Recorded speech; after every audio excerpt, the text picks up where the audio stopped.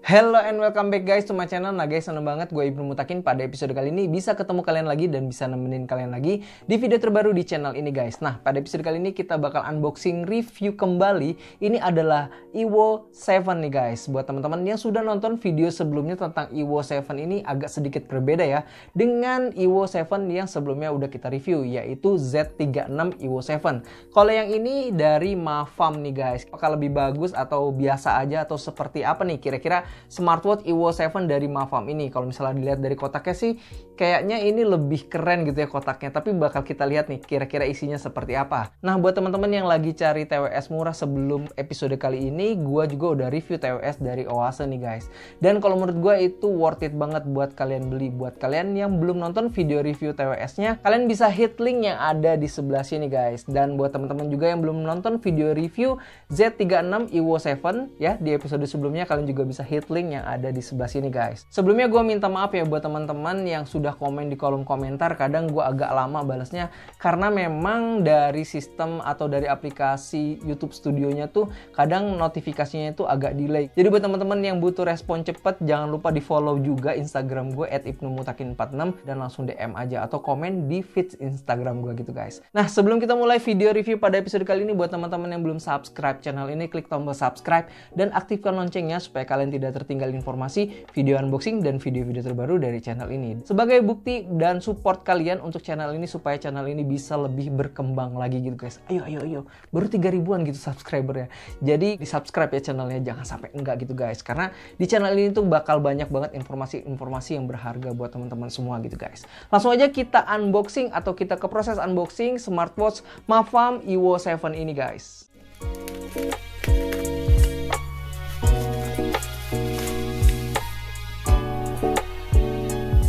Oke, kotaknya seperti ini ya, bentuknya tuh panjang, kemudian di bagian depannya ada gambar dari smartwatch-nya, kemudian ada tulisan 7 di bagian tengahnya, kemudian di bagian sebelah sini ada tulisan Evo 7, dan di sini ada seri 7 Space Aluminium Case 44 mm model Evo 7, tulisan seperti ini, dan di bagian bawahnya di sini ada seri 7 ya, tulisan-tulisan kayak gini. Kita langsung unboxing aja guys.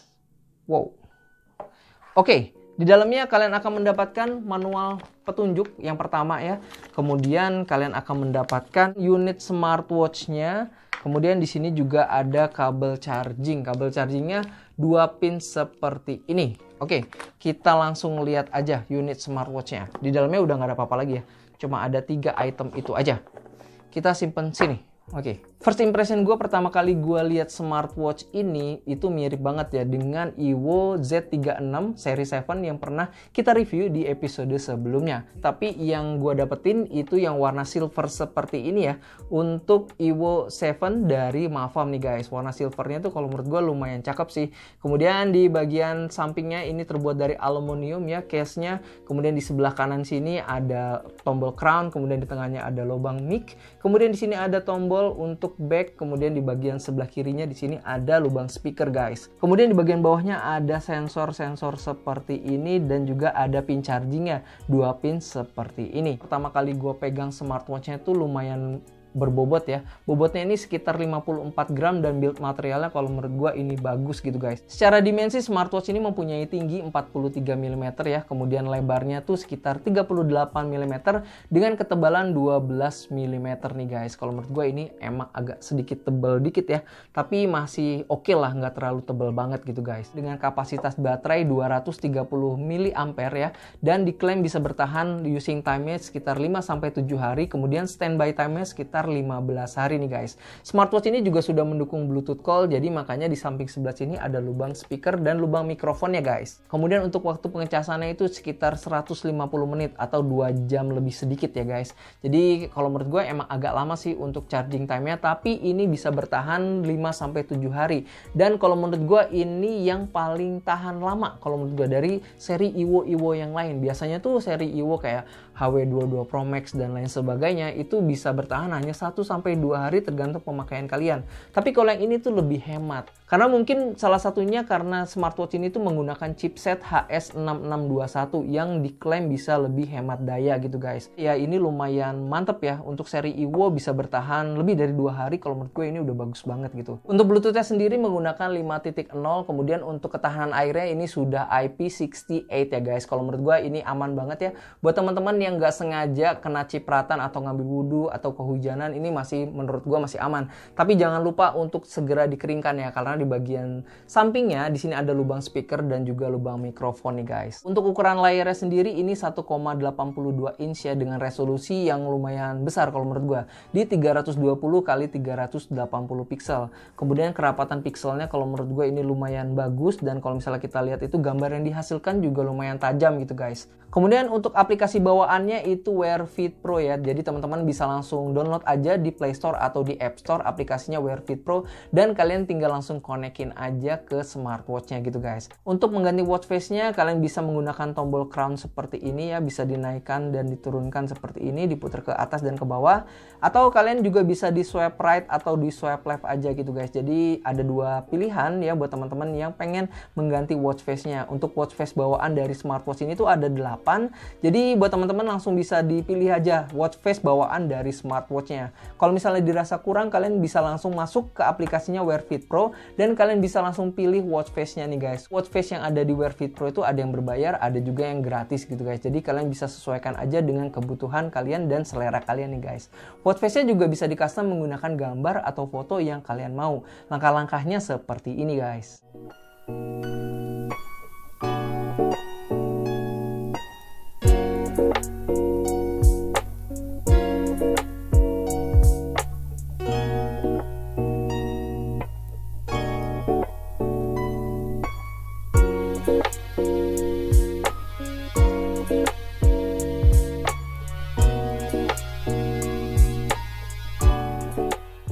Sekarang kita coba pakai smartwatch-nya tuh kira-kira di pergelangan tangan gua tuh seperti apa. Pergelangan tangan gua ini sekitar 18 cm ya. Jadi buat teman-teman yang mempunyai pergelangan tangan yang mirip dengan tangan gua, itu harusnya bisa sama ya feels atau experience-nya ketika kalian menggunakan smartwatch ini. Dan pertama kali gua pakai smartwatch ini tuh lumayan pas ya di pergelangan tangan gua, di bagian bodinya juga pas, kemudian juga di bagian strapnya ini juga pas. Oh ya, untuk strapnya ini ukurannya 20 mm ya, dan bisa digonta-ganti menggunakan strap yang ada di pasaran gitu guys, dengan ukuran yang sama. Kemudian untuk fitur raise to wake-nya kalau menurut gue ini juga bekerja dengan sangat optimal ya buat teman-teman, gak usah ragu lagi kalau misalnya fitur raise to wake-nya itu emang udah bagus di smartwatch ini. Jadi responsif banget gitu guys.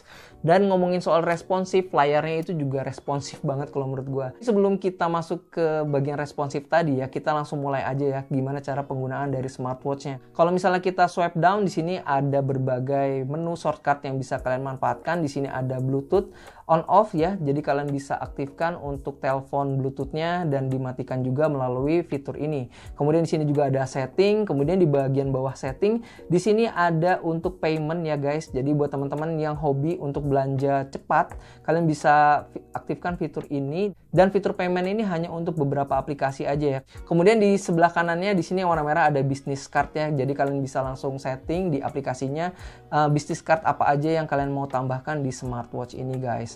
Kemudian di sini ada lock screen, kemudian di sini ada juga pengaturan brightness-nya, dan di sini ada setting nih guys. Kalau misalnya kita klik setting, di bagian atasnya di sini ada dimming. Dimming itu untuk mengatur tingkat kecerahan di smartwatch ini. Ada 4 level kecerahan ya. Kalian bisa langsung pilih aja sesuai dengan kebutuhan kalian. Kemudian di bagian bawahnya di sini ada screen on time ya. Kemudian di screen on time ini bisa kalian settingnya mulai dari 3 detik sampai yang paling lama itu sekitar 15 detik gitu guys. Jadi bisa disesuaikan juga nih. Makin lama screen on time-nya otomatis baterainya itu bisa lebih boros juga guys. Kemudian di bagian bawahnya di sini ada fitur raise to wake ya, buat teman-teman yang masih nanya nih, kok nggak bisa nyala sih kalau misalnya di pergelangan tangan kita diputerin gitu, nggak bisa nyala jamnya. Diaktifin dulu fiturnya. Jadi bisa kalian cari di setting atau bisa kalian cek di aplikasinya gitu guys. Kemudian di bagian bawahnya di sini ada do not disturb, kemudian ada sound and vibration ya. Kalau misalnya kita klik di sini, pengaturan suara dan juga pengaturan getar, dan bisa disetting juga suara dan getarnya itu sesuai dengan keinginan kalian. Kemudian di bawahnya di sini ada language. Kalau misalnya kita klik language, di sini ada berbagai bahasa di smartwatch ini, mulai dari bahasa China, Inggris, tapi di sini nggak ada bahasa Indonesia guys. Sayangnya seperti itu. Tapi bahasa-bahasa lainnya juga udah lumayan lengkap kalau menurut gua. Kemudian di bagian bawahnya lagi di sini ada connect to mobile phone. Kalau misalnya kita klik di sini akan masuk ke QR code ya buat kalian men-scan smartwatch ini ke dalam smartphone kalian supaya bisa langsung terkoneksi gitu. Kemudian di bagian bawahnya di sini ada password, kemudian di sini ada about nih guys. Kalau misalnya kita klik about, di sini ada nama dari smartwatchnya yaitu Evo 7. Kemudian di bawah about di sini ada reboot ya untuk restart, kemudian ada restore factory, kemudian ada shutdown nih guys. Itu tadi pilihan-pilihan yang ada di menu setting ya guys. Kalau misalnya kita swipe up, di sini ada masuk ke message notification ya. Kalau misalnya kita swipe left dan swipe right, ini akan mengganti watch face. Jadi untuk masuk ke menu utamanya kalian tinggal tekan ya di bagian crown ini atau di bagian tombol back di bagian bawahnya gitu guys. Dan menunya itu bisa diganti-ganti nih guys. Ada 3 pilihan UI yang bisa kalian ganti ya. Yang pertama itu berbentuk smart style seperti ini ya. Jadi tampilannya tuh kayak Apple Watch gitu. Kemudian kalau misalnya kita double klik lagi di bagian crownnya itu ada pilihan opsi list ke bawah dan listnya itu ke samping seperti ini guys. Kalau menurut gue ini lumayan seger ya tampilannya. Dan kalau misalnya kita double klik lagi di sini ada menu per halamannya itu ada 4-5 icon gini ya. Jadi di sini total ada 3 halaman. Untuk menggantinya kalian tinggal sentuh aja angka yang ada di sini, angka 1, 2, 3-nya itu otomatis masuk ke halaman berikutnya gitu guys. Jadi kalau menurut gua tampilan dari smartwatch ini tuh lumayan keren banget dan juga responsif. Kenapa responsif? Ketika kita masuk ke menu smart style seperti ini dan kita gerak-gerakan itu responnya tuh cepet banget gitu guys. Dan nggak patah-patah gitu. Pokoknya smooth seperti itu guys. Kemudian kita masuk ke fitur apa aja yang ada di smartwatch ini guys. Gua menjelaskannya menggunakan menu yang memanjang ke bawah seperti ini ya supaya lebih gampang ngejelasinnya guys. Di sini yang di paling atas di sini ada breath exercise ya untuk pengatur pernafasan kalian. Kemudian di sini ada pressure untuk mengetahui tekanan udara di tempat kalian berada. Kemudian di sini ada countdown. Kemudian di sini ada kalkulator ya. Kemudian di bagian bawahnya di sini ada heart rate. Sekarang kita cek dulu kira-kira heart rate monitornya akurasinya seperti apa di smartwatch ini guys.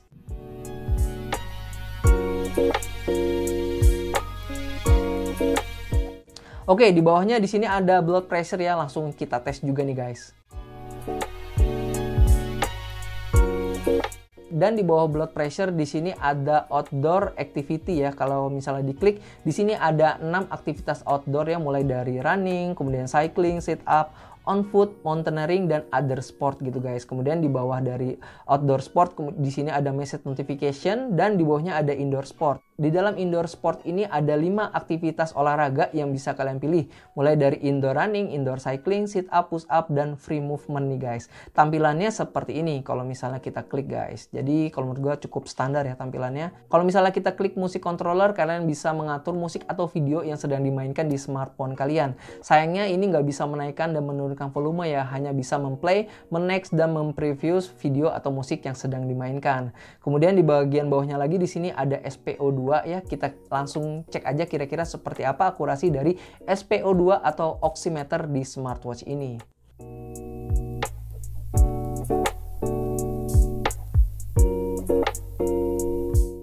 Kemudian di bagian bawahnya di sini ada sleep monitoring, kemudian ada MET, kemudian ada phone nih guys. Kemudian di bagian bawah dari phone ini ada Shake to take picture ya guys. Jadi fungsinya itu untuk mengambil foto melalui smartwatch ini. Sayangnya fitur Shake to take picture-nya itu hanya melalui aplikasinya ya. Jadi kalau misalnya teman-teman buka kamera yang ada di smartphone kalian itu belum bisa terkoneksi. Hanya aplikasi kamera yang ada di aplikasi Wear Fit Pro-nya gitu guys. Dan di dalamnya udah nggak ada apa-apa lagi ya. Jadi cuman itu aja fitur yang ada di dalamnya. Kalau menurut gue ini lumayan worth it ya buat teman-teman beli karena pertama ini fiturnya tuh lengkap banget ya, kemudian gambarnya juga bagus dan juga kalau menurut gue ini produk yang lebih matang ketimbang Z36 yang sebelumnya kita udah pernah review guys. Kalau menurut teman-teman gimana, worth it apa enggak? Harganya tuh kalau misalnya teman-teman lihat ya di AliExpress sekitar 400 ribuan ya untuk tipe yang 1,85 inch seperti ini guys. Kalau menurut teman-teman gimana, worth it apa enggak buat teman-teman beli? Kalian bisa langsung komen-komen aja di kolom komentar di bawah. Gue ucapin terima kasih buat teman-teman yang sudah nonton video ini dari awal sampai akhir. Di akhir video nanti kita bakal tes kira-kira suara speakernya itu seperti apa dan juga kita tes telepon ya guys. Sampai ketemu lagi di video-video selanjutnya. Have a nice day and stay healthy guys. Tetap semangat.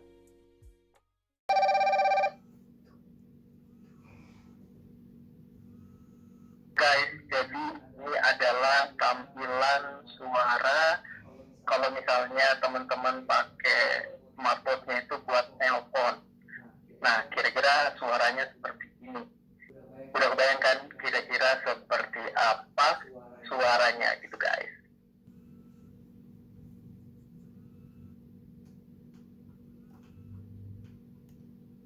So guys, terima kasih udah nonton sampai ke menit 15 ini guys. Di sini tuh ada beberapa shortcut yang kalau menurut gua hidden shortcut ya. Jadi kalau misalnya teman-teman pengen munculin shortcut yang tersembunyi, kalian bisa langsung double klik di bagian layar sini, nanti akan muncul aplikasi-aplikasi terakhir yang kalian pakai ini guys. Di sini ada 4 aplikasi terakhir yang bakal muncul. Itu aja tambahan fiturnya. Gue ucapin terima kasih udah sampai ke menit 15 di video ini guys. Sampai ketemu lagi di video-video selanjutnya.